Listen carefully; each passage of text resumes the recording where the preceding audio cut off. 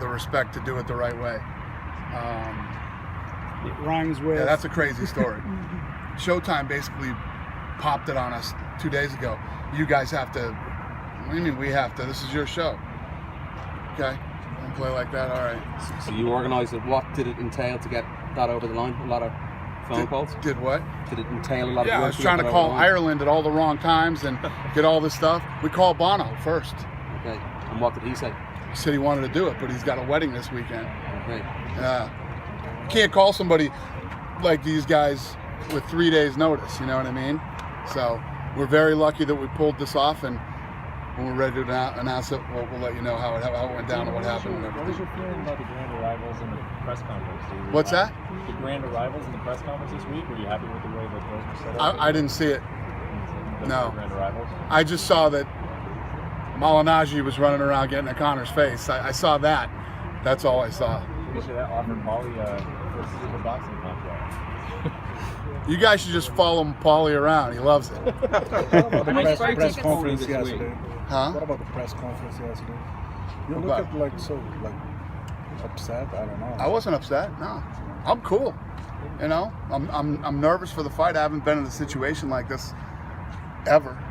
You know, or in a long time that I can remember. You know, usually they're both our guys, and even though you get excited for a big fight, this is a total different ball game. So. How many UFC athletes have asked you for tickets? What's the what? How many UFC athletes, your athletes, have asked you for You know what? Nobody really has. You know, people found out early that we were buying the tickets ourselves, and everybody's been cool about it.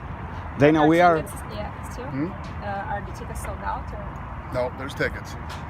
We are from Argentina. We need to know if UFC is coming to 2018 to our country or Chile. I don't know. Off the top of my head right now, I don't know. I'm literally fried.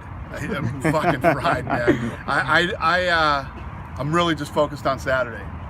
Someday I'll be able to answer that question for you. Now, right? Would you like to? You were saying something else about the tickets.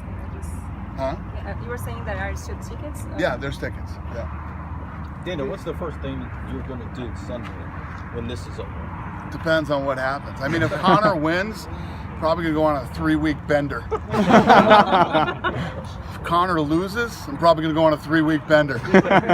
Regardless of what happens, Dana, is this a win-win for Conor? Yeah, I think it's a win-win for combat sports. I always like when these type of fights come together, and like I said, you can always see where the bar is on what's possible. I've said this since the first day we got into this business. I've always said it, and I'll say it again. It's the biggest sport.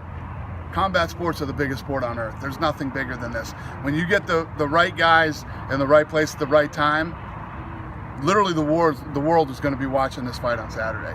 You know, over 200 countries on pay-per-view. Boxing never does digital, you know, because really the biggest promoters in boxing are Showtime and HBO. And they don't like OTT. None of those networks like that shit. But we're the best at it in combat sports.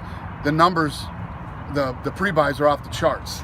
So basically, if you're anywhere on this planet and you have Wi-Fi, you can watch this fight. I talked to Leonard today, and he said it was so very, very easy to work with you. Do you feel that same sentiment towards their campaign, Showtime? Yeah, their camp has been great to work with. Did you know the gate? Conor say something at the press conference? Last question. Get him out of here before he starts a war. You have dinner. You have dinner. Dan, I have dinner. Do you know the gate yet? The gate? Gate's near 70 million. So it's close to the record. Yeah, We'll go over? the alleged record. If we were to place a bet, did we do the over or under on the 4.9 million pay-per-views? I'm on the over. Yeah. It's going to be the biggest pay-per-view event ever in Australia. It's going to be the biggest pay-per-view ever event in the UK. Waiting on Canada. It's tough to get these pre-buy numbers out of Canada for some reason. And the United States, we're cranking right now. We're on par with we're like neck and neck with the record here. So we'll see how the next 2 days come together, and yeah. Should do over 4.9 When we million. hear the push, And that doesn't include digital, which they've never done.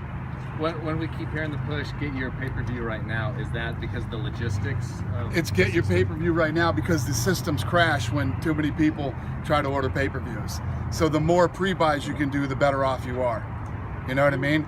It's like I'm feeling the same. You know, the airport, all the private terminals are done. You want to get a private plane in here on Friday or Saturday, you can't. There's no more space for planes. I'm thinking about flights too. So flights and all these things that are coming from other places. And I'm sure you guys, you remember the past.